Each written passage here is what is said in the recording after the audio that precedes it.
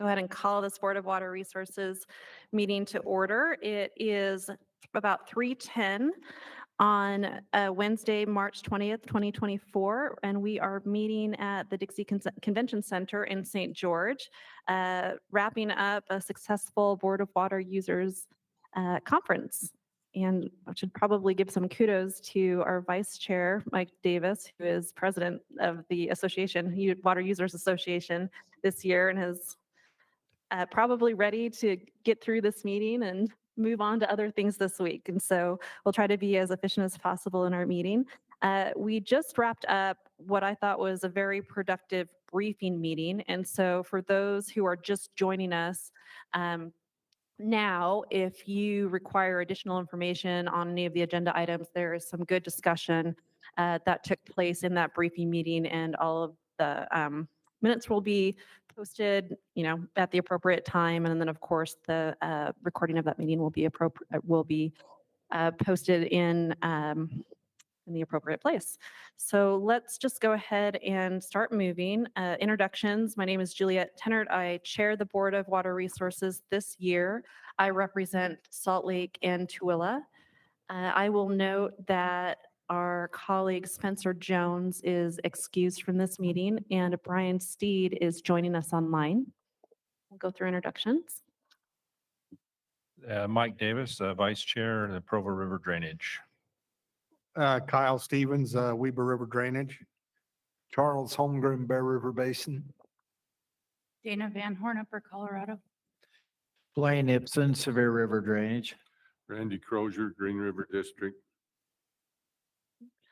Brian, for the record, do you want to just introduce yourself, please? Sure. Brian Steed, representing Great Salt Lake. All right, thank you. All right, and I will ask Director Hasenyager to introduce those members of the Water Resources staff who are present. Thank you, Madam Chair. With us today, we have Joel Williams, Shalaine DeBernardi, Marisa Egbert, Ben Merritt, Carly Payne, Randy Staker, Candace Schaible, our AG, Marty Bushman, Shannon Cloud taking minutes. Thank you, Shannon. We have our great AV team here. We have Paul Gredge, and then back in Salt Lake, Carmen McDonald. And then there are some additional team members online, Tom Cox, Ani Baynard, Ethan Stayner, and Bradley Caldwell. Thank you. First on our agenda is the approval of the minutes. I know that they were provided in the packet, and we touched on them in the briefing meeting. Is there a motion for the approval of minutes? Madam Chair, I will move that we approve the minutes as written. All right, thank you. Is there a I'll second. All right. Is there any discussion? All right, we'll do a roll call vote with a board member participating remotely. So I wonder, actually, do you mind helping with the board, the roll call vote? Sure, and I'll get better at this. Mike Davis. Aye. And Kyle Stevens. Aye. And Charles Holmgren. Aye. Dana Van Horn. Aye. And Blaine Ibsen. Aye. And Randy Crozier. Aye. And online, Brian Steed. Aye. Right, the approval of the motion to approve the minutes passes, and we will move on to the next agenda item. NRCS snow report. Jordan Clayton is here. We'll invite him up. Jordan, a great picture of you popped up on my phone the other day. I think, was it the Salt Lake Tribune or KSL? It may have been either. Okay. There's been a lot of media interest in the snowpack just recently. All right, great. Well, we're excited to have you here live and in person, giving us our personal report. Turn the time over to you. Thank you, Madam Chair and members of the board. Just a quick question. Are the slides being shared as a slideshow? It looks okay? Or is it in presenter mode? Oh, it's not in presenter mode, but Not exactly sure how to do that. Presenter mode on yours, But not on the screen. but it's not on the screen. Yeah. Just 1 minute. Actually, let the professionals do it. What am I doing? And I know you already gave a presentation earlier, but you can give us the real story. That's what they're doing. It's just us. That's right, Oh, that's no. right. I will say that I tried to bring in some new content that you didn't hear this morning, so hopefully that'll be useful. I want some of Randy's stuff today. There will be no beach balls.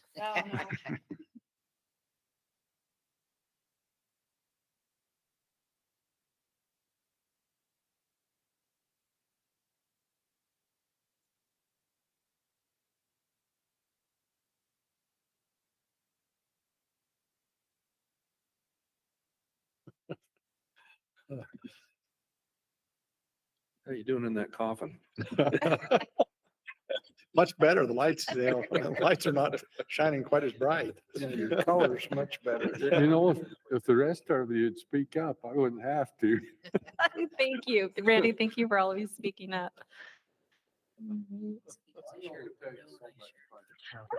Thank you very much, Paul.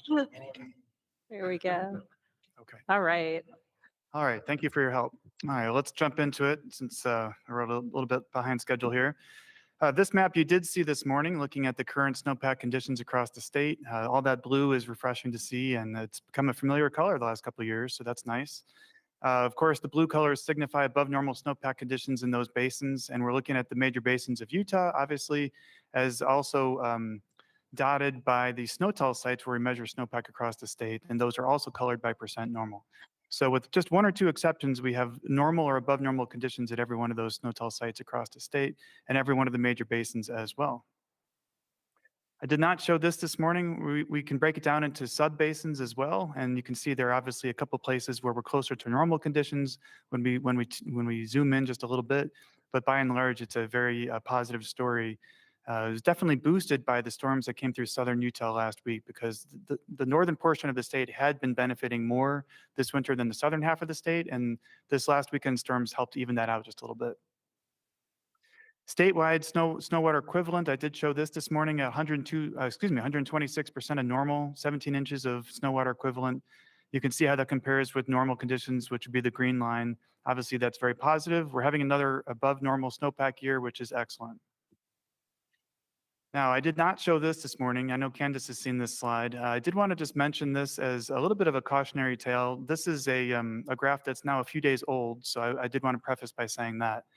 But one of the things that's been interesting about this year's snowpack is that the SNOTEL sites that are highest in elevation have not necessarily been the ones that have the highest percent normal. So let me walk you through what this graph is showing. We've got elevation on the y-axis, and then percent normal on the x-axis. So as we get farther and farther to the right, we're getting more and more percent normal. As obviously we get higher on the y-axis, we're getting into higher elevation. So what we're seeing here is the percent normal of snow water equivalent for our individual weather stations relative to elevation. And forget the colors, that has to do with density, and we don't have to talk about that right now. The downward trend in these data suggests, or actually shows, that our lower elevation sites are doing better relative to normal than our higher elevation sites. Now, that's evened out a little bit since I first prepared this about a week ago, so it's not quite as extreme a downward trend as it was when I prepared this slide. But why does that matter? This suggests that, well, why is this an issue for our statewide percent normal values? When we look at the statewide graph that I showed you, it said 126% of normal, and we look at those basins, what those basins and the statewide number do is they combine all the lower elevation sites with the higher elevation sites into one number. There's no weighting of the higher elevation sites more than the lower elevation sites. And maybe there should be, because the higher elevation sites produce by far the most runoff. And so what's a little bit concerning is when you see, for example, that the state's at 126% of normal, that might suggest we're going to get 126% runoff. And that's not necessarily what we're going to get this year. Again, particularly because we're seeing the highest percent normal numbers in the lower elevations and not necessarily as true for the upper sites. So one of the implications for this is that there can be a little bit of, I'm not trying to rain on our positive news here, but there's an implication here that we have a little bit of false optimism regarding these really high statewide snowpack numbers for statewide values and for our basins. Thankfully, our runoff forecasts are not based on the basin-wide values. They're based on individual SNOTEL sites. So I'm not worried about our forecasts. But I was interested this morning if there was going to be a question about why your forecast is so pessimistic compared to your snowpack numbers. And that's part of the reason why. There's some more reasons why, but that's part of it is that the runoff forecasts are just based on the individual snowtell sites, which aren't bad. They're still in great shape, but not as good a shape as maybe the basin-wide numbers would suggest. And so I did want to be just a little bit of a downer and say that here this afternoon. I did show this morning. The precipitation across the state is also in pretty good shape, 150% and 15% of normal. You could say the same thing about how those numbers are aggregated, but it's still a positive story. Soil moisture is really good. We're looking at the 8 and the 20-inch sensors together for all of our 138 sites in the state of Utah. And so there's a lot of data that goes into that black curve, but it is above normal just a little bit, and that sets us up well for our snowmelt runoff. I did not show this morning. This is a trend of air temperature for this water year. You can see the current conditions by the black line relative to the range of observations in the past. I used a grayscale here for the past observations so you can see the trend a little bit more easily. There hasn't really been anything super remarkable about air temperature this year other than to point out that March and the most recent bouncing up and down of that curve is a little bit below normal for that month. But other than that, it's been hovering around normal most of the winter with some exceptions. I did mention this, statewide reservoir levels are really looking positive, 82, 83%, depending on how you look at the data. That's up about 30 to 35% from last year. That's really positive. Of course, Lake Powell is only about a third full, and we have a long way to go with the Great Salt Lake, but our reservoir system is in excellent shape. I was just mentioning our stream flow forecast. I'm not going to go through each basin like I did this morning, but you can see the individual, those dots are not snowtell sites anymore. Those are individual forecast points, colored by percent of average in this case. I'm not talking about median anymore, but here we're talking about average, and compared to that 1991 to 2020 comparison window. So the northern portion of the state obviously predicted to do quite well with runoff, and we'll see how these runoff forecasts change after we get to our April 1 values. That's when we'll hopefully have the most confidence of the year in our runoff predictions. But as of the beginning of March, this is what we were predicting. Southwest corner of the state is in the worst shape for runoff, at least at that time. This is from the USGS. You can see for the last several years, from 21 to today, how the stream flows across the state of Utah have been faring. The black line here is how we're doing, again, with our stream flow conditions measured at all of their sites, relative to normal, which would be the green portion of those curves. And you can see the last couple of years in 21 and 22, we were hovering around minimums in terrible shape. And then 23 came along, and obviously that boosted into the above normal conditions. And we've been hovering in that normal to above normal range ever since. And so we're really optimistic that this year's runoff will keep us in that range. I did mention this morning. This is one of the things that we like to do with our water supply forecast is we combine the volume of water that we're anticipating for each one of these basins. We add that to the current reservoir storage in each of these basins, and we get an index, the surface water supply index. And we can compare how that looked in previous years to get a percentile. Most of Utah is predicted to be in pretty good shape, but particularly the Provo, Weber, and Price, which are highlighted in green and that second to last column. Because of one large reservoir, it's pulling down the lower Sevier watershed. That's the Sevier Bridge reservoir. The runoff forecasts are a little bit below normal for that area as well, but it's really the decreased capacity of Sevier Bridge that's drawing down that number most significantly. And then Glenn showed this morning, so I'll just be quick. This is the 8 to 14-day temperature outlook from the CPC. Temperatures are forecast to be below normal, and precip is forecast to be above normal. I personally don't have faith in anything beyond 14 days, so I'm going to not show any month or 3-month forecast or anything like that, but I do feel like the 8 to 14 day is pretty reliable. And I'll take any questions. Thank you. Thanks. Any questions from the board, comments? Madam Chair, just a quick question about last week when we had the high winds out of the east.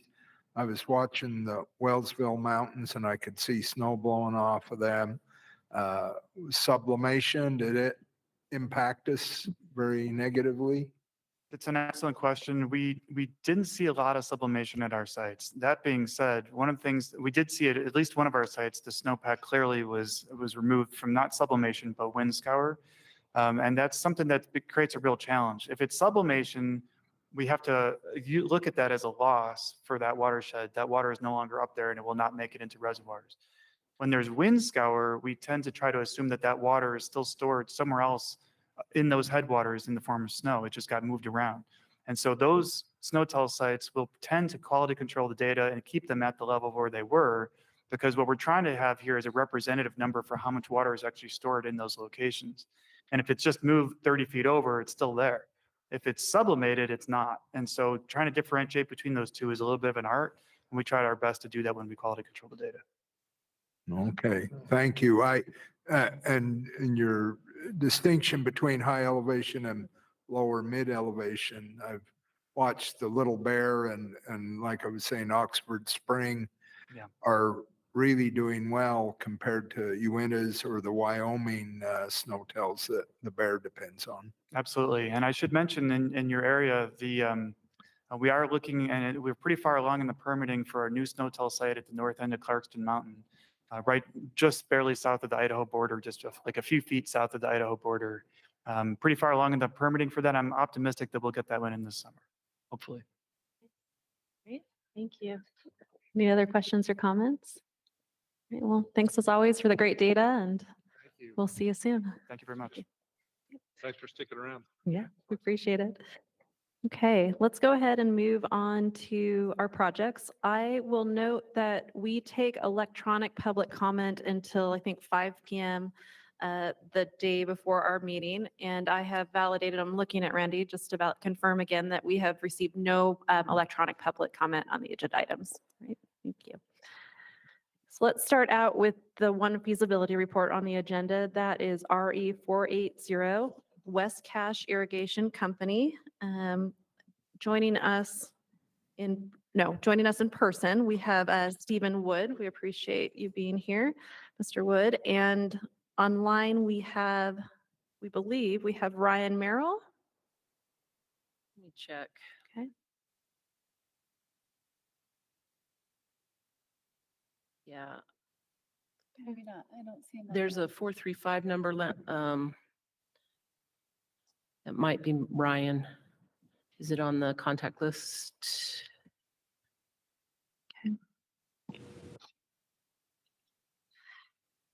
Well, we'll get that Yeah. sorted out. Maybe we can ask them if Hopefully. they're on. from Yeah. that, Yeah. Well, Ryan Merrill, are you joining us online or via phone? Is there some trick to like star something? Star 6 to unmute? All right. All right. Well, that's okay. We have Stephen. Oh, yes, we can. Okay. Thank you very much. We appreciate you joining us. Okay, excellent. So just confirming that we do have Ryan Merrill participating remotely. Let's go ahead and jump into the report. Charles, this is in your area. Just give it over to you to set this up. If you'd like to hand it over to Marisa, that works just as well. Oh, do I need to? Sorry, guys. Well, Madam Chair, Stephen Wood's with us too. If maybe he'd come forward to the podium if we Yeah. have questions Great. for West Cache Irrigation Company. Thank you.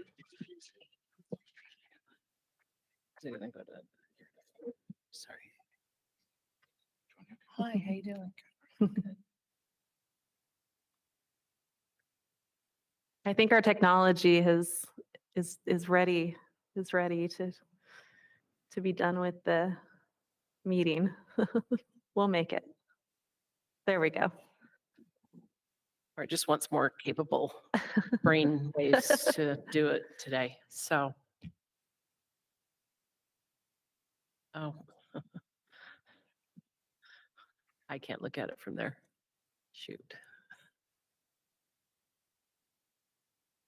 I'm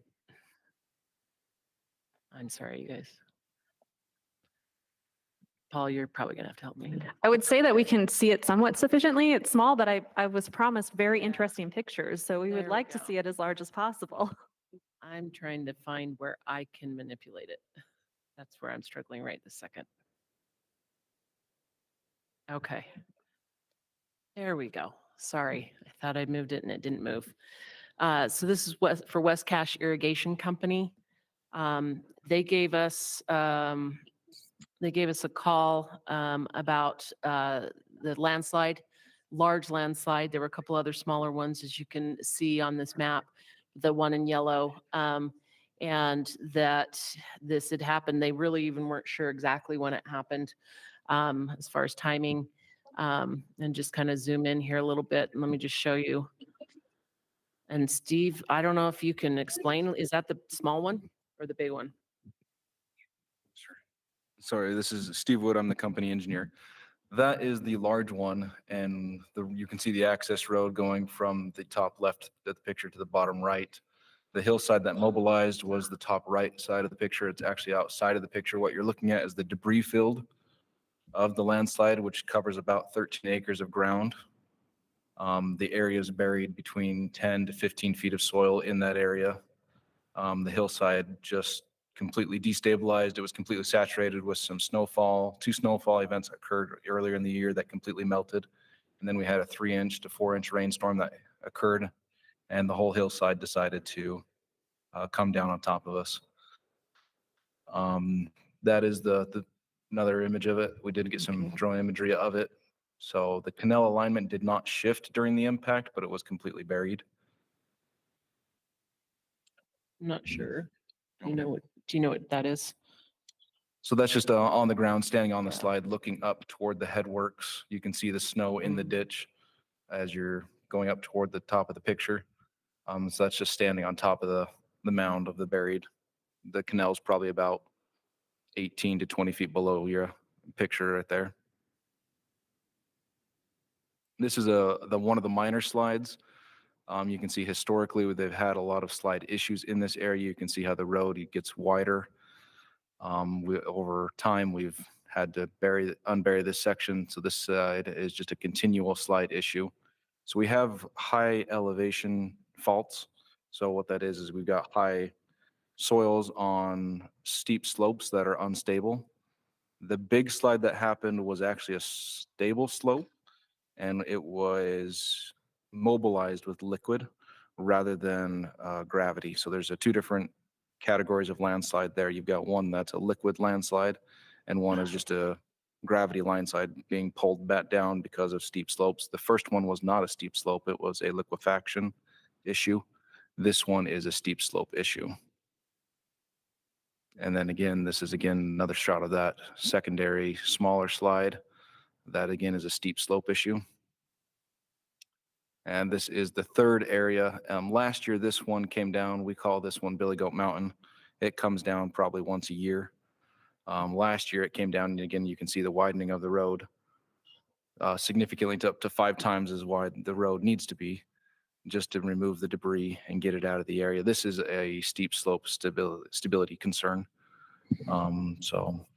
And slide 3's further closest to the diversion, correct? Yes, slide 3 is the closest to the diversion. The main slide is about 2 miles downstream of the diversion. The second slide is about 1.75 miles. This one's about 1.5 miles away from the diversion off the Bear River. Again, that's slide 3. You can see the width of the road there. And so the company, they're, of course, they don't have flow going to their available for their customers, their shareholders.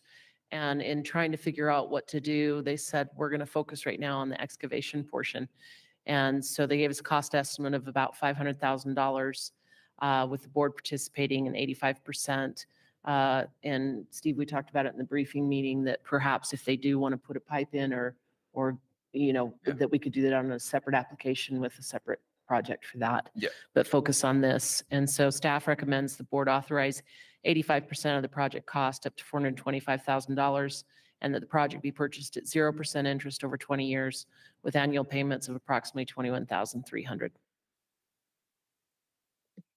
Thank you. Mr. Wood or Mr. Merrill, do you have any other information that you'd like to share with the board? At this point, No, go ahead, Ryan. I talked over you. Ryan first. no, you're fine. I was just gonna say our annual assessment's about 500,000. So I guess it's really going to encumber our stockholders, to try to float this. So we appreciate the opportunity. So, and like what was mentioned earlier, right now we are just trying to get the canal open Yeah. again. To really go through and do a major piping project. That's the engineering and the funding available. That's years down the road. So this is a temporary, get us back in action while we evaluate long-term solutions to this area as this has become more and more problematic. So if there is a piping project, it would be we'd come into the board again to discuss that at that point. Thank you. All right. Questions or comments from the board? Yep. You're looking for a motion if not. Madam Chair, I will make the motion that the board authorize 85% of the project cost up to $425,000 and that the project be purchased at 0% interest over 20 years with annual payments of approximately $21,300. Thank you. All right. Did I hear a second from Randy? Seconded by Randy Crozier. Any discussion to the motion? All right, we'll go ahead and do a roll call vote. Okay. Board Member Davis, Aye. Board Member Stevens, Aye. Board Member Holmgren, Aye. Board Member Van Horn, Aye. Board Member Itzen, Aye. Board Member Crozier, Aye. and Board Member Steed. Aye. All right. That motion passes. Thank you, Candace. Next, we have two committal of funds items. The first is RL 590, the Metropolitan Water District of Salt Lake and Sandy.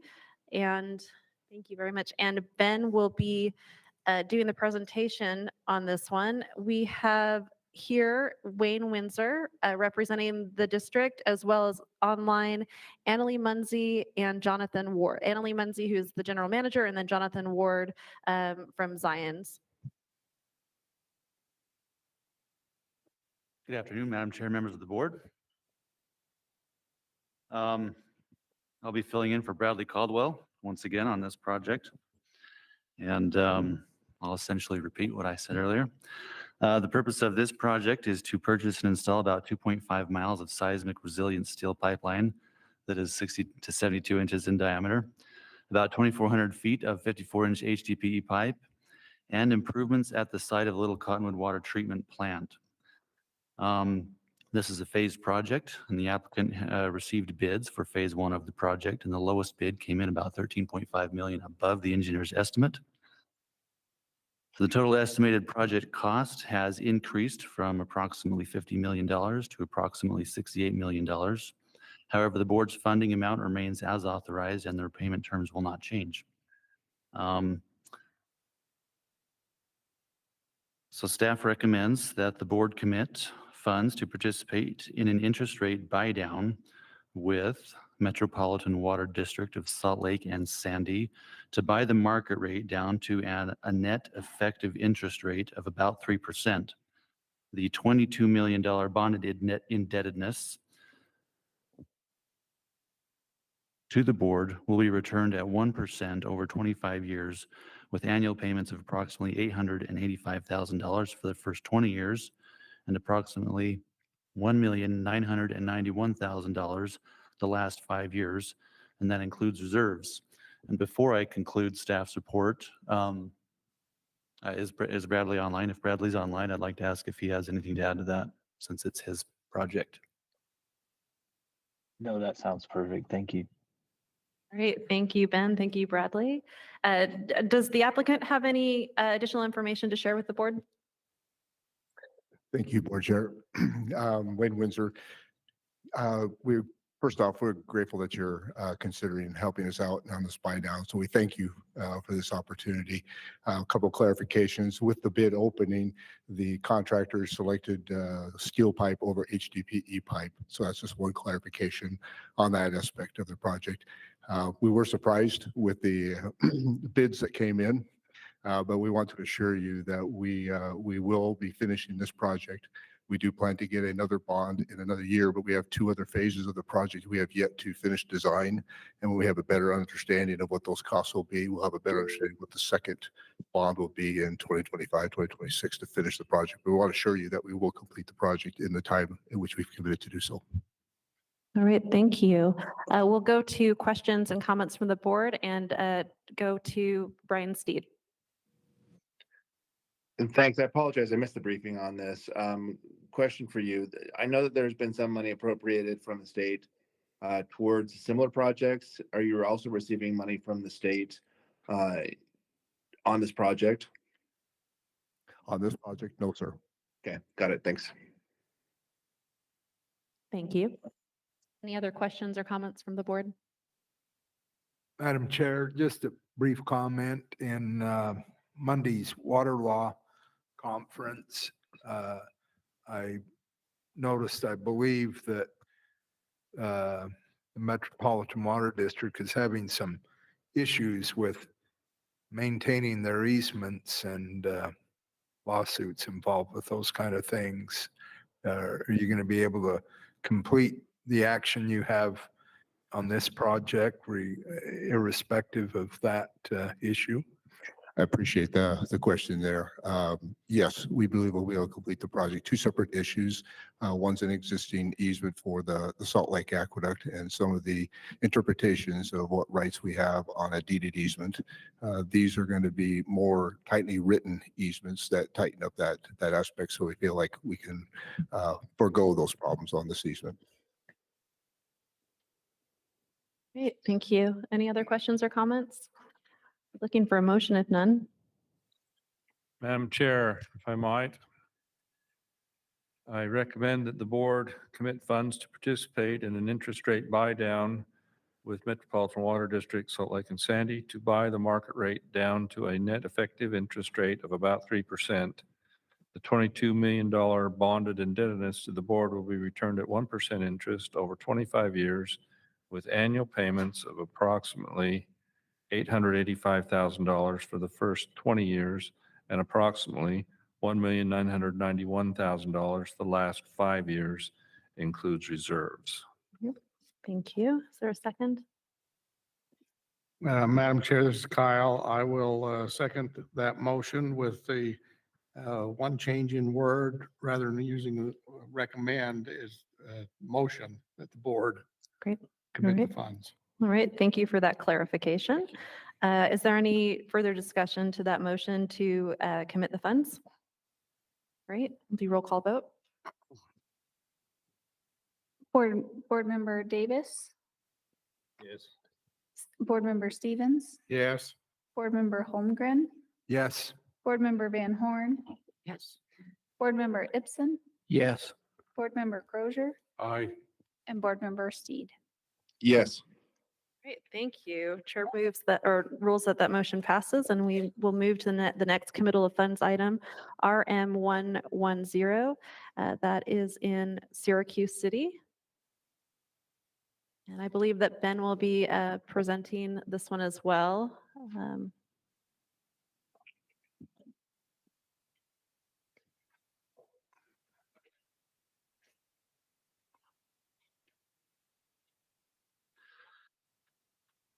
Syracuse City came before the board in August of 2022 at that seeking funding for secondary water meters on the ARPA grant, from the ARPA grant.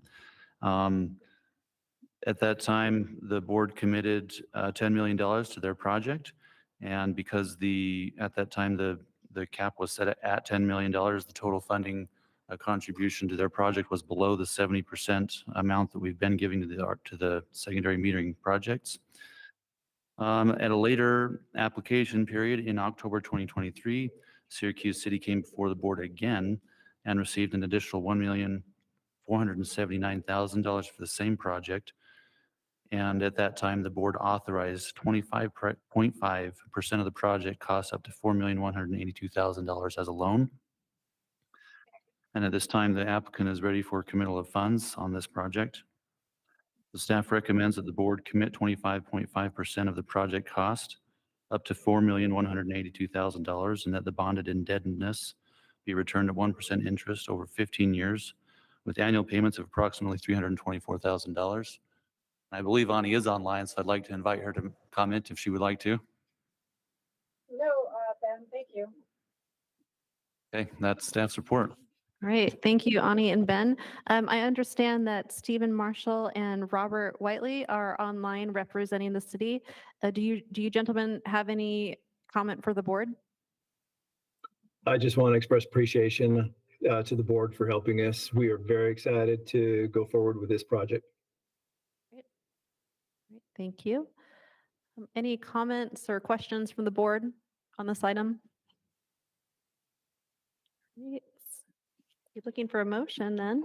Madam Chair, I'll make that motion, and that is that I move that the board commit 25.5% of the project cost up to $4,182,000, and that the bonded indebtedness be returned at 1% interest over 15 years with annual payments of approximately $324,000, including reserves.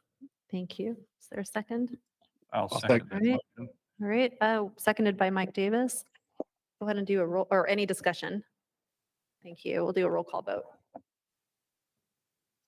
Board Member Davis, Aye. Board Member Stevens, Aye. Board Member Holmgren, Aye. Board Member Van Horn, Aye. Board Member Ibsen, Aye. Board Member Crozier, Aye. Board Member Steed. Aye. Great, thank you. That motion passes. Looks like we're moving on to a couple of special items. The first is RE 296 East Millcreek Water Company is requesting a modification of repayments. We appreciate the information that was shared with us on this one during the briefing meeting, as all the other items. Marisa, will you please go ahead and brief us? And I will mention that we have from the company online, Lance Hobbs, Secretary, Andrew Greaves, Board President, and Rich Matheson, Vice President. Go ahead, Marisa. Okay, thank you. Oh, sorry, I'm jumping ahead already. East Millcreek came to us back in 2011 for funding for a new diversion structure and to replace a flume for a couple of their main diversion areas. And they have made payments appropriately up through 2019. They had 2 last years to make those to finish their payments.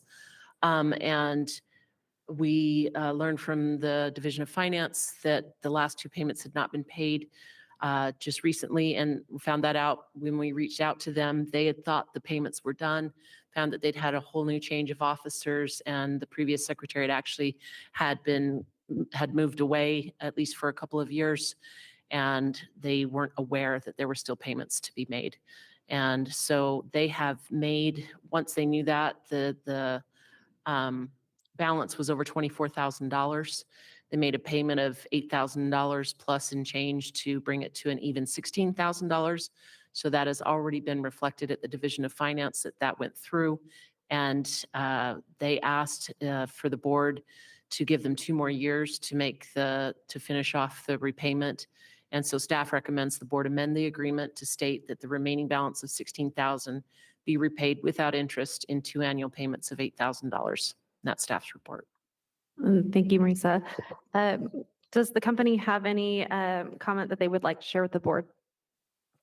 Thank you, Madam Chair. Marisa has summed it up rather well, and we have no further comment. Thank you. Any questions or comments from the board? Okay, seeing none, I'd be looking for a motion. I move, Madam Chairman, I move that the board amend the agreement to state that the remaining balance of $16,000 be repaid without interest in 2 annual payments of $8,000. Thank you. All right, seconded by Blaine Ibsen. Is there any discussion? All right, we'll look for a roll call vote. Board Member Davis. Aye. Board Member Stevens. Aye. Board Member Holmgren. Aye. Board Member Van Horn. Aye. Board Member Ibsen. Aye. Board Member Crozier. Aye. Board Member Steed. Aye. Great, thank you. That motion passes, and we will move on to the next special item, RE 479, Lehi City, and Marisa will be doing the presentation on this one as well. Tom, if you're on, do you want to do this? All right. And as we're getting that sorted out, I'll also just note that Dean Lundell, representing the city, is participating online. Or is he? There might be a crew of them in there. Okay. There might be what? There might be a number of people. Yeah, in there, that. yep, Oh, there they are. we see all Look of at you. that. Great. Hi, gentlemen. I will do whichever you'd like, Marisa. I'm going to let you take the lead on this. Okay. Lehi City is before the board today for some additional funding for their secondary meter project. They have a total of about 17,000 secondary connections. When the ARPA funds became available, they had about 14,000 that needed to be metered. So in the first round of funding, the board authorized about $10 million of grant money, 3.643 million of loan funds. When the second round of funding became open, they applied for an additional $10 million in grant funds. That much in ARPA grant funds wasn't available for them at that time. So the board authorized and committed $6,223,500 in ARPA grant funds and authorized $2.267,000 as a loan, which would be enough to install about another additional 3,550 secondary meters. The Water Resources and the board has a pot of meter grant funds available, the small secondary meter grant program. And the city has submitted an application for some of those funds to bring the grant money up to $10 million on the second round of funding. So the city's before the board today to request another $3,776,500 as a small secondary meter grant, and also is requesting an additional $1,376,000 in loan funds. So its staff recommends that the board authorize and commit 26.4% of the project cost up to $3,776,500 as a small secondary meter grant. And staff also recommends the board authorize an additional $1,376,000 in loan funds for a total of 25.5% of the project cost up to $3,643,000. And that the bonded indebtedness be returned at 1% interest over 15 years with annual payments of approximately $283,000, and that includes reserves. And that's staff's report. Great. Thank you, Tom.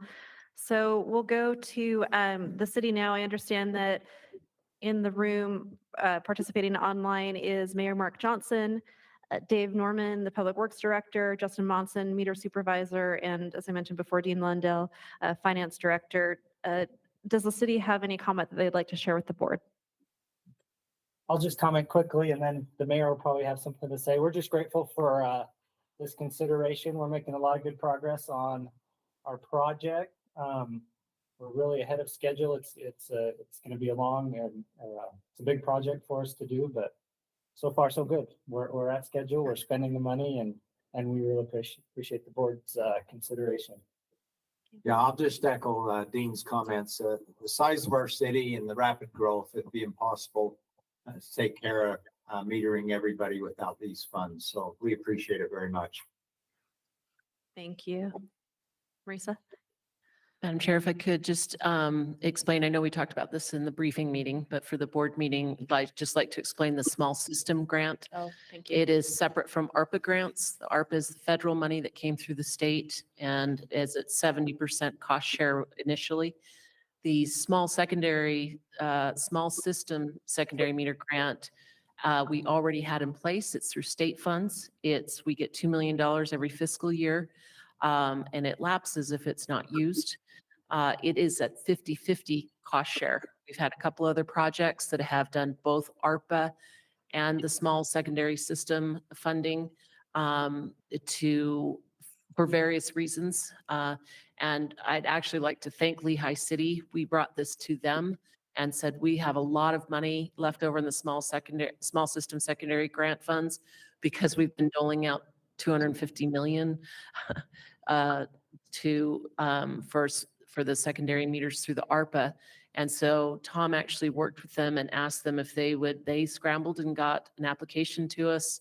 And we know that they have the means and they're at work enough that they have funds that need to be reimbursed at a very high amount that can help use those small system funds without us losing those, and yet still also use the ARPA.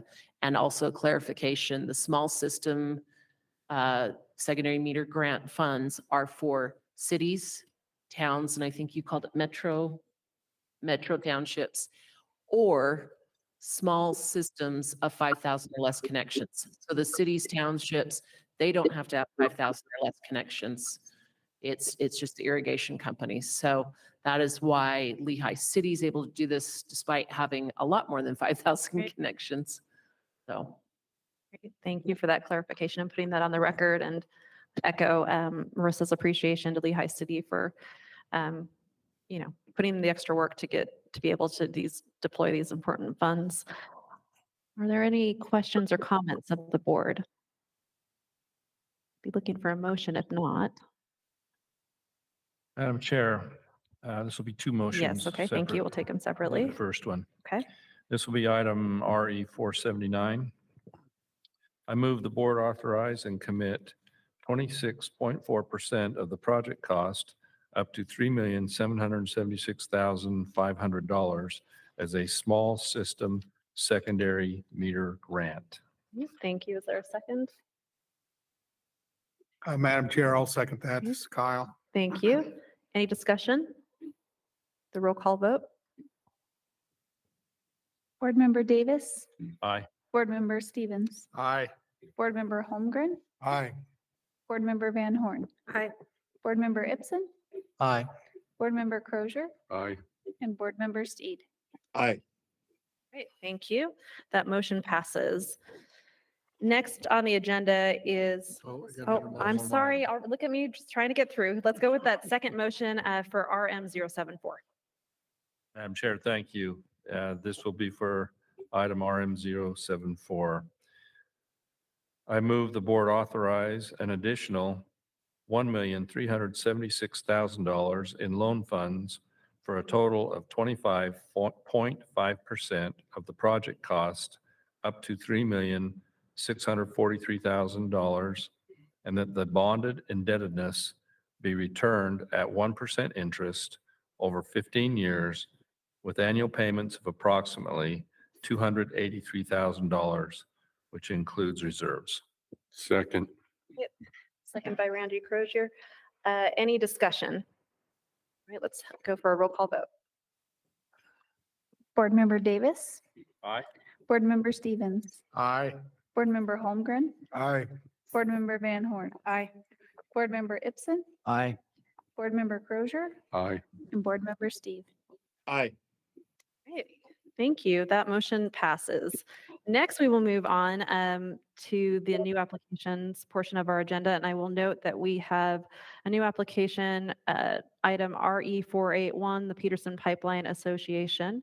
We don't have to take any action on that. We're just noting that that is a new application. So let's go ahead and move on to a secondary meter ARPA grant deadline decision or action that we need to take. Shalaine.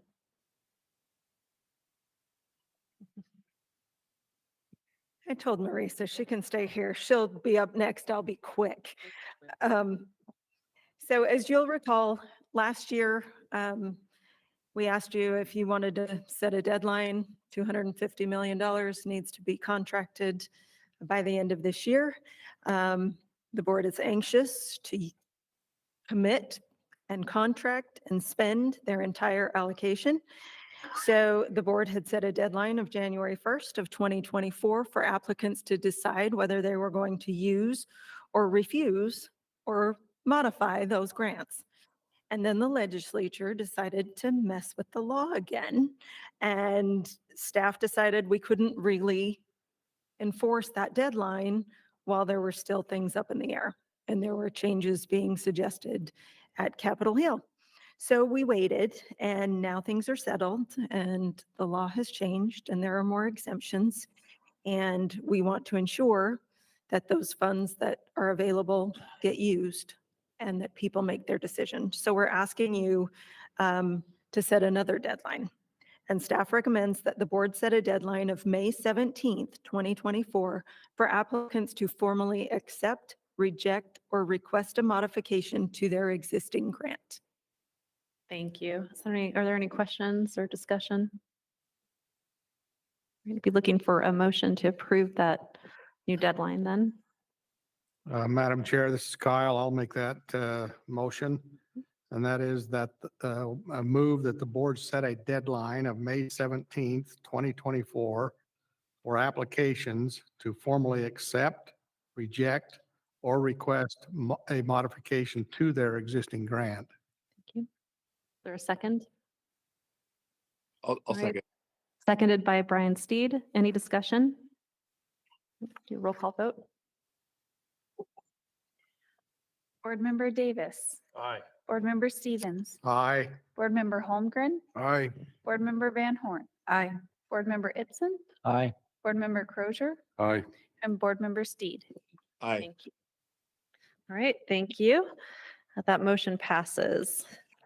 All right, Marisa, good thing you stayed up because we are on to your item, the Bear River Development Right-of-Way Update. And I'll note that there is some information in our materials on this as well. And if I may, just going back to the motion that was just done and the deadline, I appreciate that because I'm going to start making phone calls. I actually have talked to a consultant while down here, let them be aware of some of the changes that did happen and some that didn't happen that they thought would happen, and let them know of this deadline. They're grateful to hear there's a deadline too, because they have been trying to work with their clients to get them to move along. And now they've got some teeth behind it as well. So I really do appreciate that. I'll give them all your phone numbers and email addresses and all right, I'm going to take off my glasses so I can see what's going on. So you do have this in the book. I don't have it as a PowerPoint presentation. I just want to give you updates about Bear River Development, the right-of-way acquisition that's been ongoing. I'd like to start with it does not include Whites Valley. This includes our right-of-way acquisition for pipeline corridor. So we have talked over the last few board meetings about some of these things, but I'd like to give you an acquisition update. We have acquired, after I think it's been 4 years since the original appraisal, a parcel that is it's coming out of a development that's going to go up. It's going to be on the east side of I-15 along Willard Bay area, but west of their development, there is an agreement that they, as part of this, they can use it for open space if working with their cities. And we even have a trail agreement in place that they can put a trail on it. And we would love to have a trail on anything like that. So it's less maintenance and worry for us, because anyone on a trail, as you know, will call and say someone's dumped something. So hopefully there'll be some phone numbers that can be called on those sorts of things. This was a long stretch. It used to be ag. It's undeveloped, previously agriculture. And as you see in the dimensions there, we had sizes of how big the parcels are that we buy, but they're skinny. And previous director Todd Adams said, yeah, but how much right of way would this actually be? And so we have also been noting those things. This is 2,975 feet of right-of-way, over half a mile. And we are thrilled about something like that with no structure on it. So the appraised value and purchase price was $253,929. And put the closing date as March 24th because when I wrote this, I didn't know quite when the closing date was. It's happened. I believe it ended up being, I think, the 19th. So that has taken place, and we have been working with this developer for quite a while. He's actually been great, but they've also been trying to get a sewer line easement in through there because most of those areas have been on septic. And so then one that failed to get talked about and updated in a board meeting was one from 2021. This is parcel 1038. And the only thing I can think is this was during COVID when things were a little bit hectic and crazy, trying to figure out our board meetings. This was a lot, an undeveloped residential lot, goes right through an area also that we are looking to where a pipeline corridor we think in the future would be needed. The appraised value is $110,100, and this is only 220 feet long because it is noted as residential.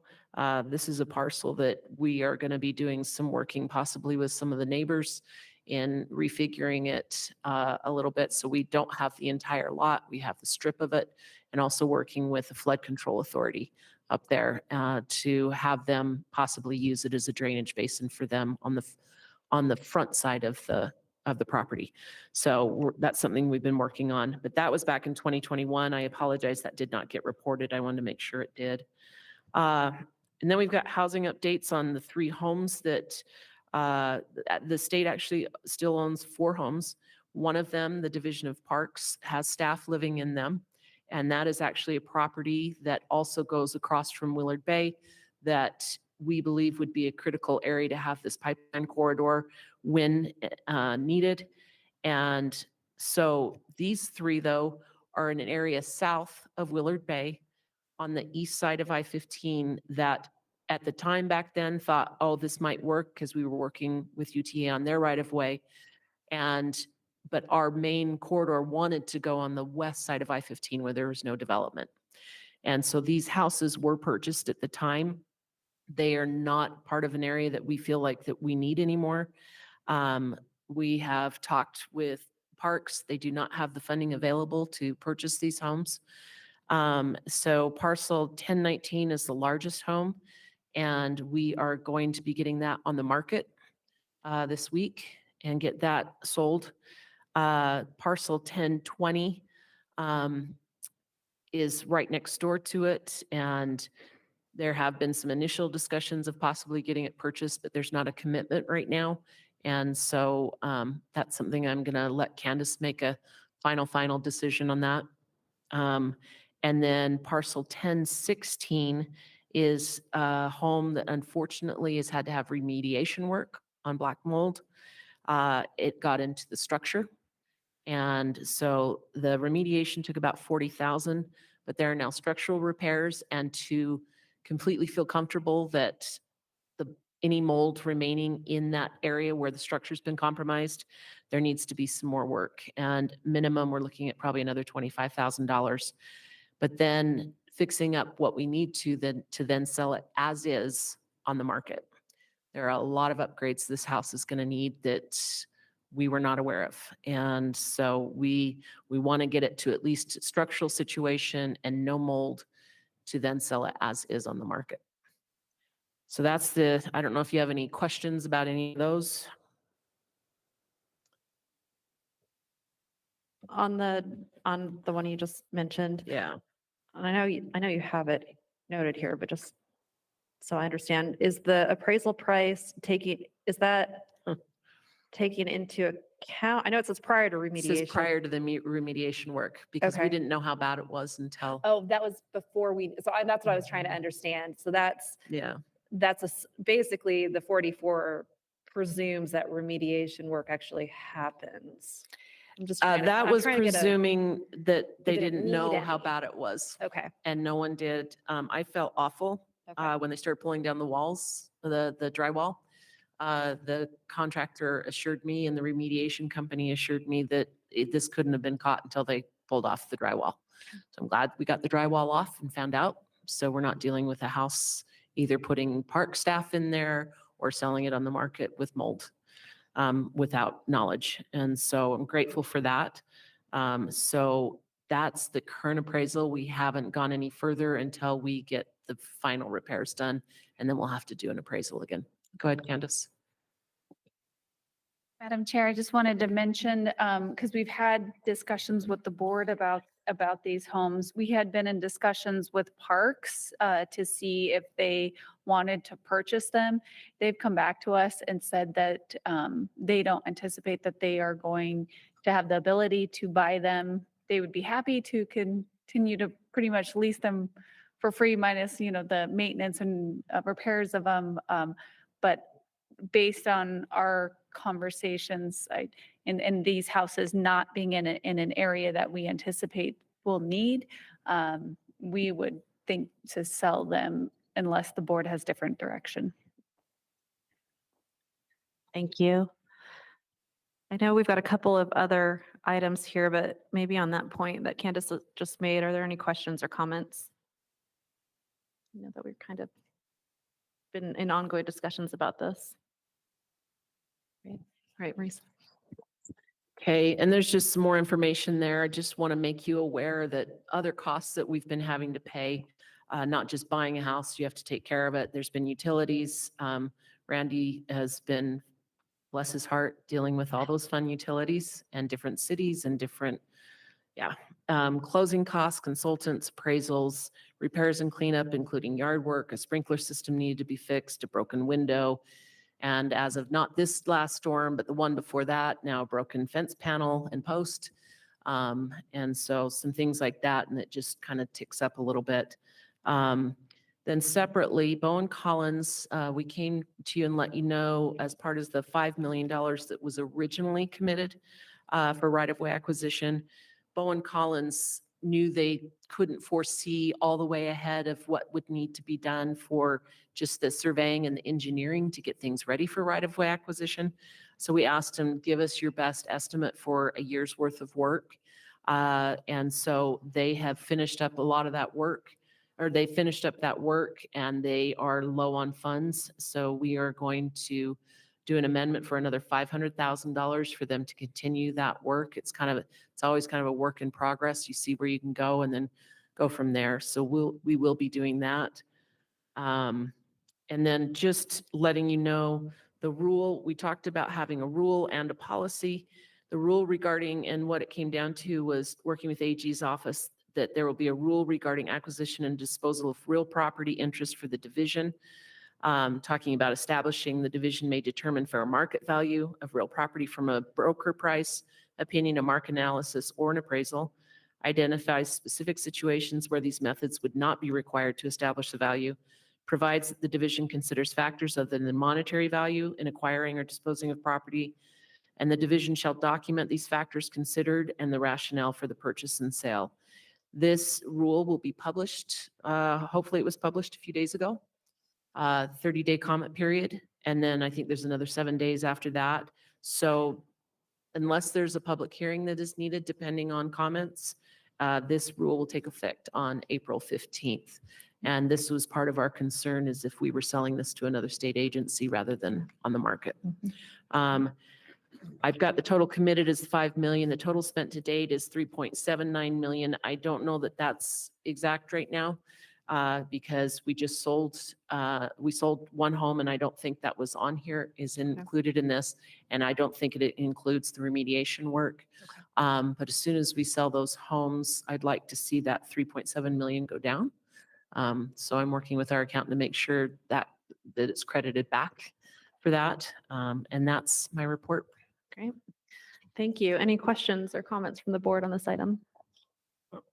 Does the money go back into corridor acquisition fund, or where Yeah, and that's what I need to talk with Jim Egbert, our accountant. It's not set aside in this little fund by itself. Is it coming out of conservation development? Yeah. But we're trying, we have a track record based on project number for this. There's a specific project number for Bear River Development, and under that, there are these what we call activity codes. And there's a specific activity code for right-of-way acquisition. And so I'm checking with Jim to make sure that when we sell Yeah, something, it's yeah. coming back into that. That's good. So, yeah, I'm working with him on that. That's great. Just for the record's sake, I have a question on the parcel ID numbers in the acquisitions. They're both 1038. Is that? Oh, shoot, no.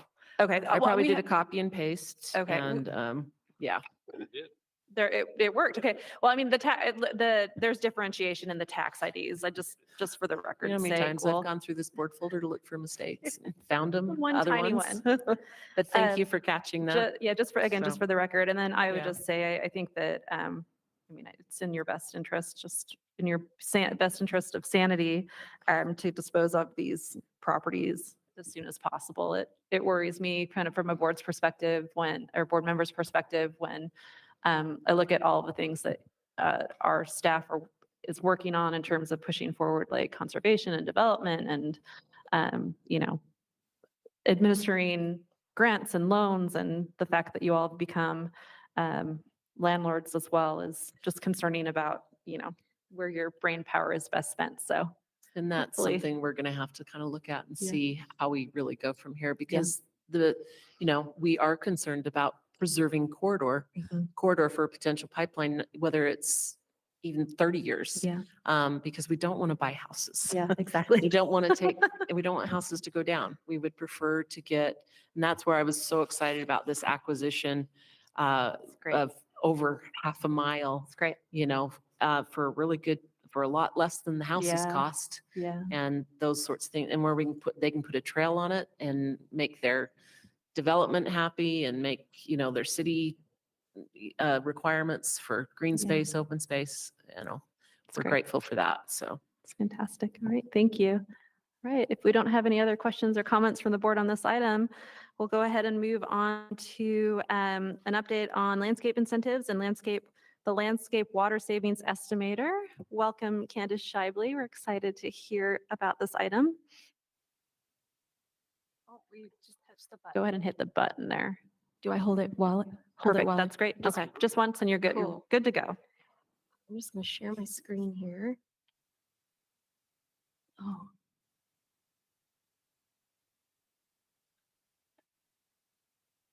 Let's try again.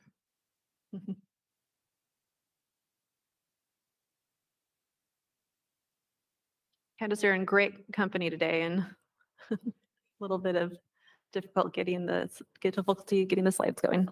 Let's get back. There we go. Great. Nope, we don't want that. Bear with me. No worries. Okay, thank you for having me. I'm Candace Schaible with the Division of Water Resources. I'm one of the water conservation coordinators working on the Landscape Incentive Program, which is the first statewide landscape incentive program or turf buyback program in the nation. We've launched last year, May 1st, 2023 was our official launch date. The state is providing $1.50 per square foot of lawn removed and replaced with water efficient landscaping.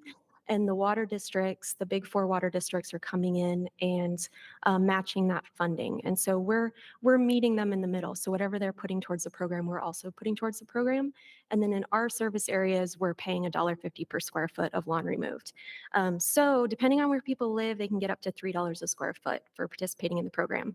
And in order to be eligible for state funds, they have to live in an area that's adopted a water efficient landscape ordinance for new construction.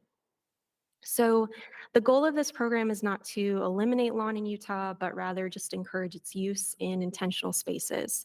And then hopefully increase the awareness of drought tolerant plants as well, because there's a lot of great options for people. So just a few program highlights. Over 56% of the population lives in an area that's adopted a water efficient landscape. So 56% of the population is eligible for the program. And over 3 million square feet of lawn has been removed so far. And none of this could be possible without our partnerships.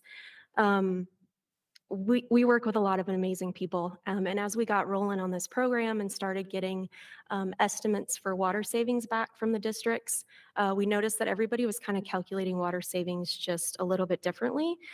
So we saw the need to standardize this. So I'm going to share. Let's do this guy. So we developed a tool just using Excel and just created a simple dashboard for water districts to use. And basically what it is it's a landscape water savings estimator. And so what they can do is enter their location. So let's say we're in St. George. So let's go down to St. George. They click on their city. And what's happening behind the scenes is it's pulling historic ET data to estimate the water need of lawn as well as the water need of a water efficient landscape. And then it's pulling in a plant coverage requirement. So we don't want people to remove lawn and just replace it with rock. That's not the goal of the program. So most areas have a 50% plant coverage requirement. So they can change this percentage up in the corner if that's different from 50%. And then they enter the square foot of project space. And then it spits out the potential water savings per project area. So it's been hopefully this will be a very useful tool. So we just wanted to share that with you. And I know that's what the numbers are. I know that's what the numbers are, but it's just incredible to actually truly see the magnitude. the potential there, yeah. is, it great. is incredible. That's a great way to put it.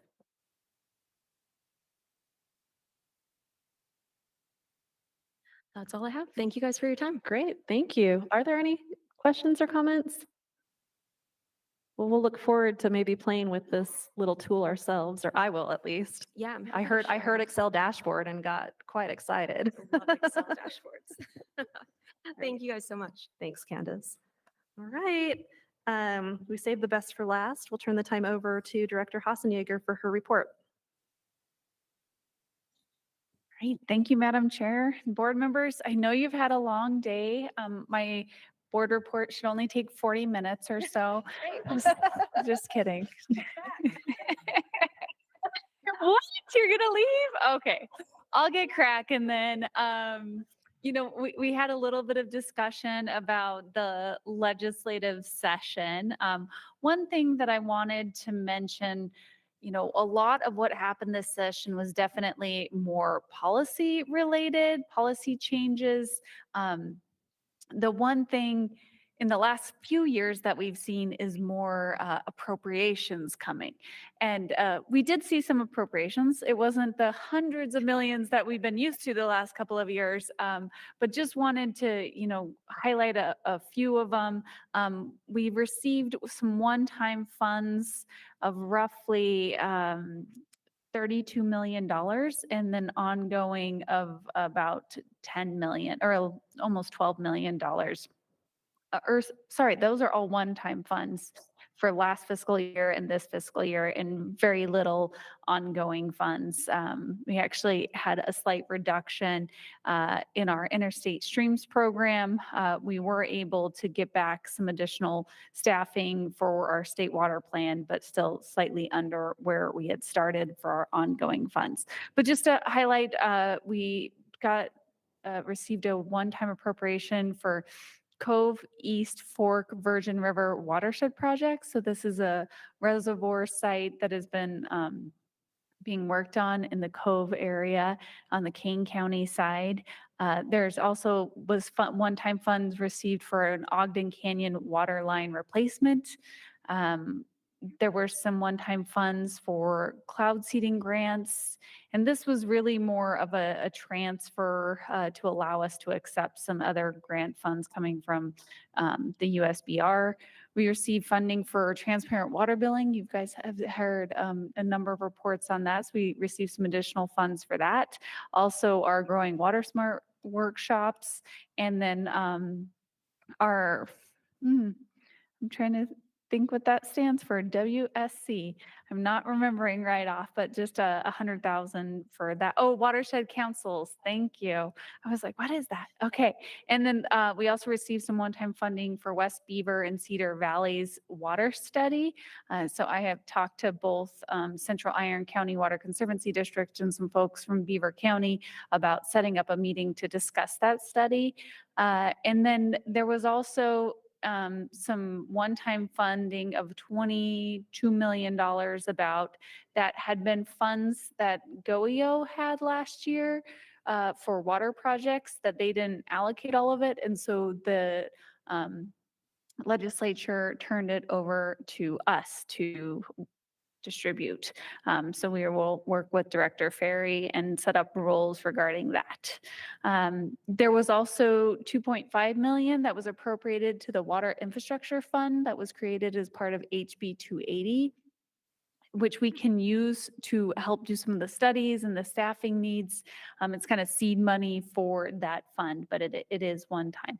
So just wanted to highlight some of the legislative appropriations. One other item on HB 280, we did have a discussion about it in our briefing meeting, so I don't plan to go into it in depth, but there were changes to the state water plan statute, giving us further direction. Really, the state water plan statute before was 2 or 3 lines of do a state water plan and talk to some people, do some good things. And that's me paraphrasing, but we've got more direction. And there was a work group that worked on it with our team, Todd Stonley and Rachel Shilton, to help come up with some of that language. So we did get some more direction there, and we're to have one completed by December 31st of 2026. So we're excited to see that. Last week, this has been a whirlwind couple of weeks. Last week I was in DC for the Western States Water Council meetings, and the state engineer, Teresa Williamson, and I met with our congressional delegation. So we had some really good discussions on generally what do we do as water resources and water rights. We talked about some of the issues that they were concerned about. So we had some really good meetings there. And then we jumped into the ICWP and Western States Water Council joint meetings where we had lots of presentations from our federal partners on infrastructure, drought, floods, wildlife, water data and modeling. We even had a congressional staffers kind of roundtable where they kind of talked to us about how we should engage with our congressional delegation, limitations and things like that. So that was a really good event. As Candace mentioned, we are gearing up for another busy season of landscape incentives. 61 cities and counties are eligible for the state funds, and the water districts began accepting applications on March 15th. We are hiring a new employee to help run the program. It takes a lot of time and energy, and we recognize that we need additional staffing. So working to get that person hired. The Water Conservation has also been busy with outreach and education events, including teaching local scapes classes at home and garden shows and the Iron County Water Fair. As far as the Great Salt Lake Basin Integrated Plan, we had, as you guys probably remember, released a draft work plan in November of last year, and our team has been going through all the public comments that we received. We are working on kind of an action document, kind of all the things that we need to do to make this happen, including detailed hydrodynamic modeling, basin planning tasks, and getting feedback from the advisory work group and the steering committee. That document's been sent out for their review. So we hope to have that finalized so we can have a final compendium of documents that make up the Great Salt Lake Basin Integrated Work Plan. And I think this was probably talked about earlier, but the south arm of Great Salt Lake is about 4194. So where it peaked last year is where we're at today, and we haven't quite started runoff. So that's exciting to see. And people keep asking me, what do I think the lake's going to end up at? And I keep backing away from that. I'm like, I don't know. There's a lot of variables in that mix, and so I have not come to guess. But I've Director Joel Ferry keeps talking about having some sort of office pool, but I haven't seen it yet. So there's a lot going on the Colorado River. As you all are well aware, the post-2026 operations EIS, the upper basin states and the lower basin states were supposed to submit their kind of shared alternative. Was the goal to have a 7th state alternative. Unfortunately, that didn't come to pass. And so early, ooh, this is exciting. That's Randy, your wish came true. The lights are off. I think they're I'll just This is I'll just awesome, actually. Just watching this from going afar. here so we this is can the- get done. So the 7 basin states couldn't come up with a shared kind of alternative. And so the upper division states submitted one and the lower division states submitted one. So right now, both of those alternatives are with the Bureau of Reclamation, and they're going to have to make some decisions. My understanding is they are trying to, oh, there we go. It's starting to come back. Oh, nice. Thanks. And the spotlights are back on for you, Randy. So there's obviously a lot going on, a lot of work. My understanding is that the Bureau of Reclamation wants to have a draft EIS completed and out for public review by December. And so there's still a lot of work to be done and to try to bring, some sort of alternative that we can all get on board with is still the goal, but there is a long ways to go there. And I'm happy to talk more about that as well. If you guys are interested to hear more about the different alternatives, or I can send out information. And then finally, for the Bear River Commission has an upcoming meeting in a couple of weeks, 2 or 3 weeks. So we're looking forward to that. But that's generally just a brief update. Happy to answer any questions. Any questions or comments? I just appreciated the lights turning off. A not too subtle hint, Candace, a not too subtle hint. Well, before the fire alarm goes off, I move that we adjourn. Too soon. All right. Seeing no questions or comments, I would be looking for that final motion. Already been All made. right, all in favor? Aye. All right, everyone. Thanks for a really productive meeting and safe travels to wherever you're off to. Take care. We'll see you soon. Thank you. Madam All Chair. right. Bye, Brian.